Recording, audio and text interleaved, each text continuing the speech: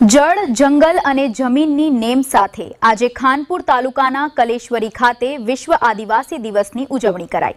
જળ, જંગલ અને જમીનની નેમ સાથે આજે ખાનપુર તાલુકાના કલેશ્વરી ખાતે વિશ્વ આદિવાસી દિવસની ઉજવણી કરાઈ। ખાનપુર તાલુકાના મોટીરાટ ગામે ભગવાન બિરસા મુંડાની પ્રતિમાનું અનાવરણ કરવામાં આવ્યું। ખાનપુર તાલુકાના આદિવાસી સમાજ પરંપરાગત પોશાક સાથે ઉપસ્થિત રહ્યા હતા। જળ, જંગલ અને જમીનના પ્રકૃતિ નિયમોને વળગી રહેવા આહવાન। આદિવાસી સમાજ વ્યસનથી દૂર રહે અને શિક્ષિત બને તેવું આહવાન પણ કરવામાં આવ્યું। આદિવાસી સમાજની મૂળભૂત પરંપરા જાળવી રાખવા પણ આહવાન કરવામાં આવ્યું। ખાનપુર તાલુકાના આદિવાસી સમાજના લોકોને છેલ્લા કેટલાય સમયની જાતિના પ્રમાણપત્ર ન મળતા સમાજમાં રોષ। જ્યાં સુધી જાતિના પ્રમાણપત્ર નહીં મળે ત્યાં સુધી લડત ચાલુ રાખવામાં આવશે તેવું પણ જણાવવામાં આવ્યું। કમલેશભાઈ ડામોર મંત્રી, જો જાતિના પ્રમાણપત્ર ન આપવામાં આવે તો મૂળભૂત રાજસ્થાનના વતની છીએ અમે અને અમને ત્યાં પ્રસ્થાપિત કરવામાં આવે। મહિલાઓએ પણ ભાતી ગીત સાથે પરંપરાગત નૃત્ય કરી વિશ્વ આદિવાસી દિવસની ઉજવણી કરવામાં આવી। અને 1931 માં જે લખેલું કે ભાઈ ખોનપરના ભીલ હી અને ડોમરે તો ભીલ હી મસારે ભીલ હી, એ જે લખેલું ને ફરી એમને લખવું પડે।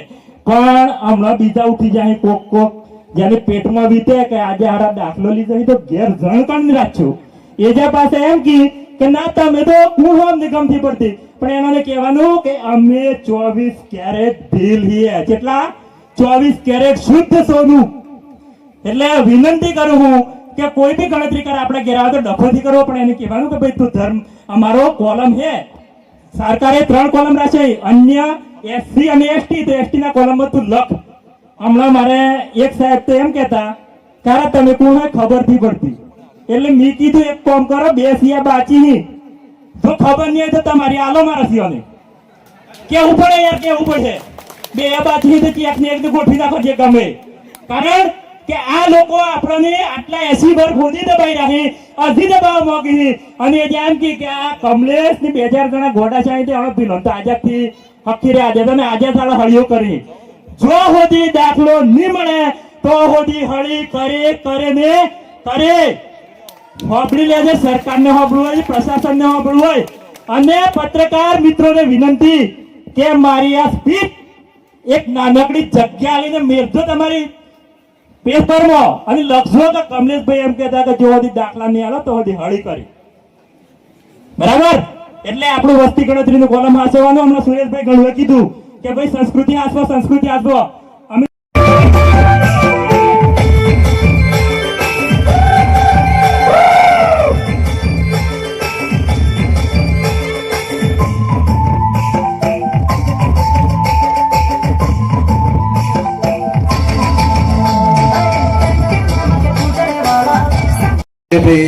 અને રામભાઈ અને બીજા બધા જે છે, આજની જે નવી જનરેશન છે એને તો કદાચ ખબર નહીં હોય કે કેવી પરિસ્થિતિમાં આપણે અહીંયા વિશ્વ આદિવાસી દિવસની ઉજવણી ચાલુ કરી હતી।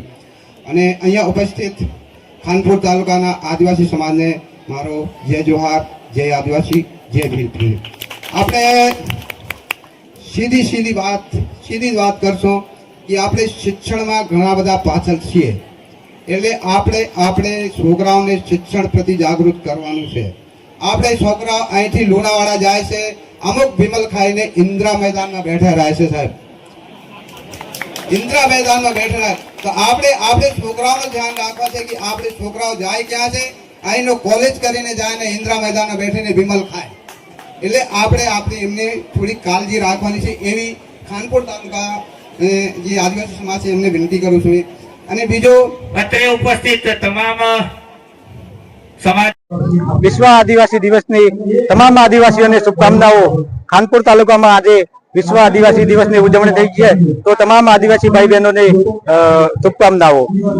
અમારો મૂળ પ્રશ્ન અમારી જાતિનો છે। અમને એક બાજુ સરકાર જાતિ નક્કી નથી કરતી અને એક બાજુ જાતિના લાભ આપે છે, તો મારે સરકારને કહેવું છે કે અમે કઈ જાતિના છીએ તો અમારી જાતિ વહેલામાં વહેલી ઓળખ પ્રસ્થાપિત કરે।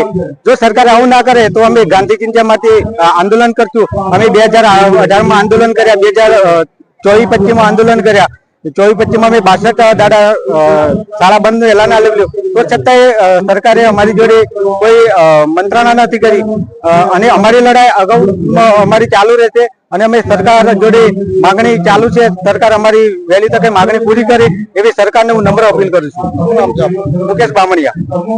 આજે વિશ્વ આદિવાસી દિવસ 9 ઓગસ્ટ નિમિત્તે ખાનપુર તાલુકાના કલેશ્વરી મુકામે એક ભવ્ય ઉજવણી થઈ રહી છે. ત્યારે આજના આ દિવસે વિશ્વના તમામ આદિમ સમુદાયોના આદિવાસી જનોને ખાનપુર તાલુકા આદિવાસી સમાજ વતીથી જોહાર અભિવાદન કરું છું.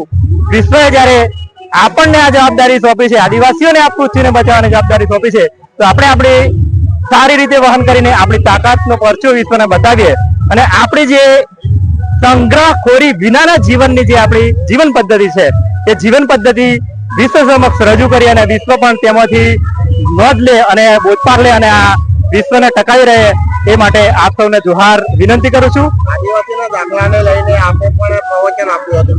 આદિવાસીના દાખલા માટે અમે 1979 થી ખાનપુર તાલુકાના વડીલો લડત લડાઈ રહ્યા છે. આજે અમારી ત્રીજી પેઢી આ લડતમાં જોડાય છે. છેલ્લા 40 વર્ષ ઉપરાંત થઈ ગયા હોવા છતાં 46-47 વર્ષે પણ આ સરકાર અમને ઓળખી નથી શકી. એટલે હું સરકારને વિનંતી કરું છું કે અમને ઓળખી અને અમને અમારો ન્યાય આપો, ભારતના બંધારણીય હક આપો. જો આપ બંધારણીય હક આપવા ના માંગતા હોય તો અમે રાજસ્થાન રાજ્યના ડુંગરપુર રાજ્યના વસવાટ ધરાવતા વ્યક્તિઓ છીએ. તો અમને રાજસ્થાન અત્યારે ડુંગરપુરમાં ગયું, ડુંગરપુર અત્યારે રાજસ્થાનમાં ગયું, તો અમને રાજસ્થાનમાં જોડી દેવામાં આવે. કારણ કે ભારતના બંધારણના ઘડવૈયાઓને ખબર હતી કે પાછળ કોઈ સરકારો લોકોને હેરાન કરશે, એટલા માટે આર્ટિકલ 3 ની વ્યવસ્થા કરવામાં આવી છે. તો સરકારને વિનંતી કરું કે અમારી ઓળખ પ્રસ્થાપિત કરે, વરના તો અમને રાજસ્થાનમાં મેળવી દે એવી હું ગુજરાત સરકારને અને ભારત સરકારને વિનંતી કરું. કમલેશભાઈ ડામોર, મંત્રી શ્રી, ખાનપુર તાલુકા આદિવાસી સમાજ મંડળ.